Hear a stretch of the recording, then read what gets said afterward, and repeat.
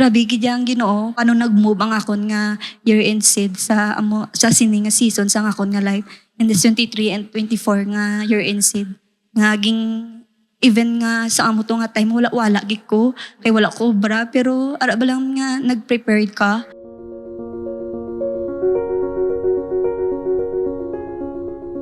How did you decide in your heart that you will be participating in the year-end seed?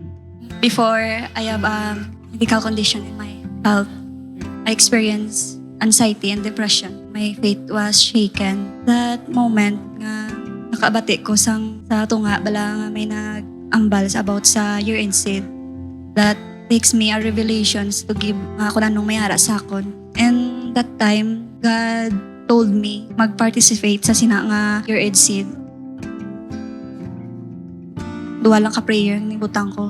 It was nga mag-increase ang akon nga faith kay Lord and it's healing man sa akon nga kondisyon. Sa sini nga tuig na receive ko gid ang increasing sa akon nga pagtuo kag relasyon dira sa Ginoo.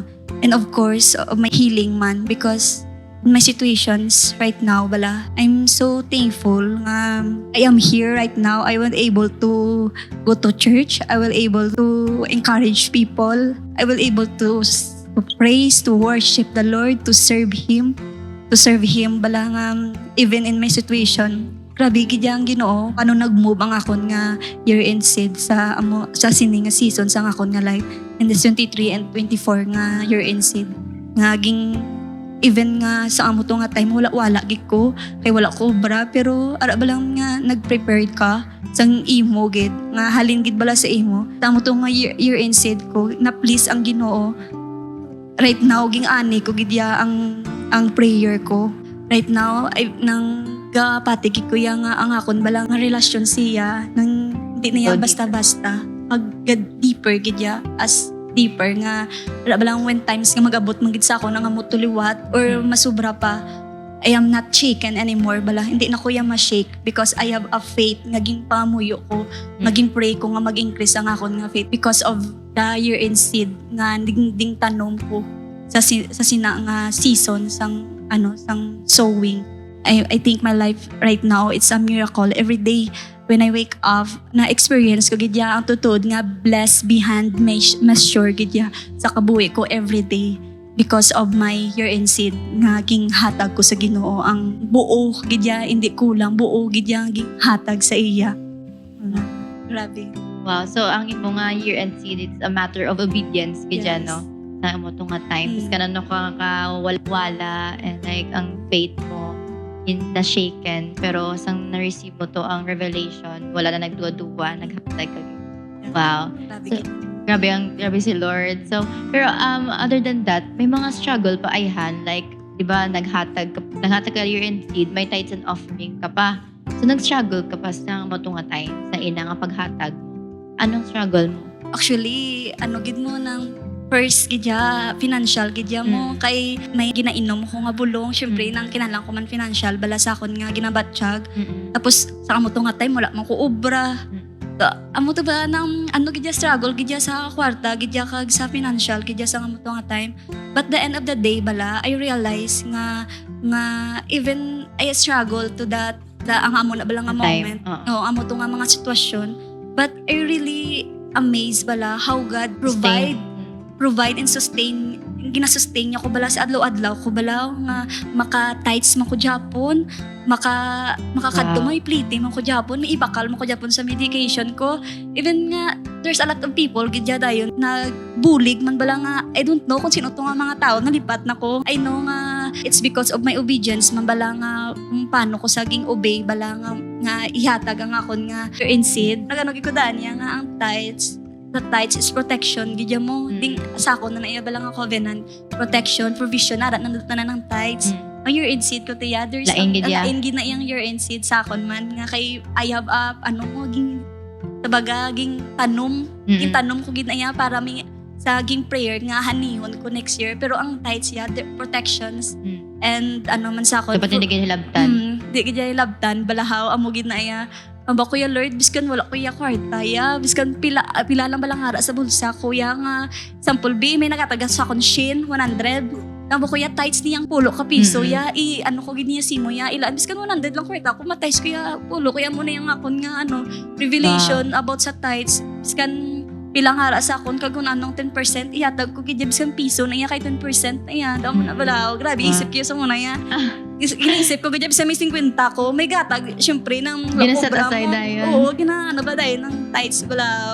grabe amo gid ko tuya sa muna aba ko nang grabe gid ka powerful man ang tights man sa akon bala besaw kay sa amo to nga time hindi ko bala sa tights ko hindi pwedeng ianan ko ni buhinan ko ni biskan gamay lang na iya ginabutang ko gid bala how grabe gid ang ang power man bala kag ang manifestation wala sang tights sa akon nga life bala even now I am nga rin ko di subong hinastorya mo ko di ba nang nagabot gidaan sa time ya sang nabalaan ko nga there's sa akon nga something sa akon nga lawas nga bas hindi na ko kalabot sa amon ni nga season man abala na close doubts. mga doubts na ko bala sa una bala pero grabe gid ang Ginoo ya hindi igi kuya pabayaan di ako ya tanawon lang nga galubog ko so baga Amen. kung na-picture out ko tong akon nga self bala before tsagang ko ara ko sa tubig nga nalumos nga ginkuha ya bala kong kamot nga gimbutong tsagang ko daw amo do na drone ko bala sa negative tanan nga mga doubts wala basta mo na ano ko bala napuno ko sa nga mo na ginkuha ko ni Lord ging pangkakas do sa baga ding pangkaksan niya ko bala am nasubong I will able to dream more and hope bala nga mag pagid magpati pagid bala kag Have i-pursue and have faith and pursue pagid ang iyang mga promises sa akon man grabe Amen. Wow. Praise the Lord.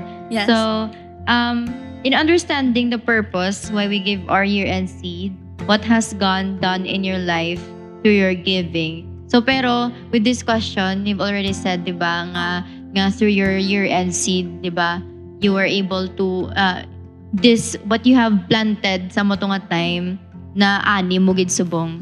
Di ba? Like, ang imo nga ginhambal nga prayer for increasing your faith and healing in your body. And in addition to that, di ba, I believe this is your testimony man mo about your healing, di ba? Can you mention to us kung ano ang ginhimo niya wala sa imo nga body, like ang manifestations wala how, like for example, right now with your condition, what is the difference sa iban, di ba? I believe that you have told me this story balahaw nga with your condition right now may lain gid ya. May lain gid ya si Lord nga ginhimo. So can you please share it to us? sa akon guro condition right now everyday kitya sa akon nga kabuhi bala tsagang ko may difference gidya between sa akon kag sa iban bala nga I feel like I'm more blessed kag I feel like upod ko kid bala si Lord everyday bala how ang difference siguro sa normal nga mga tao Oo.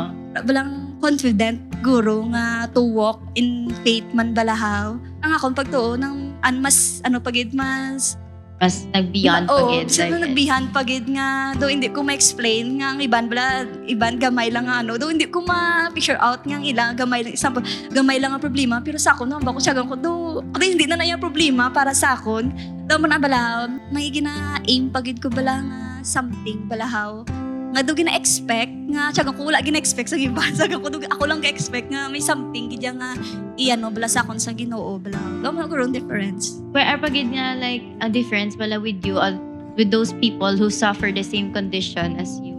Diba? Nag-ambahambal mo to sang kagina. Can you please share it to us?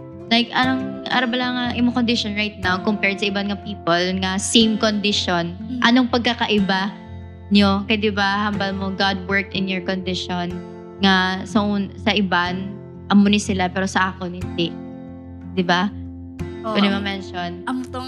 Ang difference lang guro sa akon nga ara lang iban there is bedridden na but me ako nang makalakat pa ko makasyagit pa ko makasaot pa ko ang iba niya gakita ko na yan Hindi na sila kalakat hindi nakakato sa church ara lang ang ilang lawas bala ng kalayaan na pero ako grabe kaka-experience ko pa balang experience ng iban nga makalakat pa ko sa iban nga lugar makabiyahe pa ko so malahaw kapos ang iba niya nga same sa condition I don't know pero nang damo gid yan na ko ga-search man ko mga press man sa akon nga condition balahaw nang a lot of them bala nang di na makaya sang lawas Kapanghina na gid sila. Oo, Weak. tapos to the point na dialysis na sila. Oo. May condition, of course, ng kidney, bala sa Oo. akon nga kidney. Whatever I want to do, bala, mahimo ko pa, bala how. Yes, Kag praise whatever the Lord. God's want to do to me, sa akon, bala nga, sa akon, mahimo ko pa.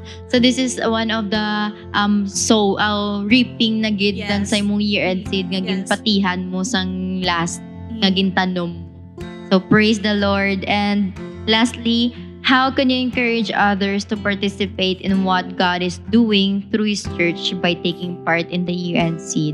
So paano mo sila i-encourage nga maghatag sang ilang year-end seed, taking part of their year-end seed? Diba this year is the year of acceleration mo, Yes. diba? So what can you say to encourage them to take part on this? Ano gidya, take revelations gidya. Before that, nang we need to pray gidya kay Lord. Kag mamati gidya sang iya bala nga words sa words sa gid bala mamati gid bala kung ano ginang dikta sang tagipusoon ta. Kaya hindi man yung basta-basta mo ang year-end seed mo. I-follow gidya kung anong ginadikta. Kaya syempre, pray mo na ang ina nga year-end seed. Kaya balo ko hindi na yan basta-basta man niya sa imo mo.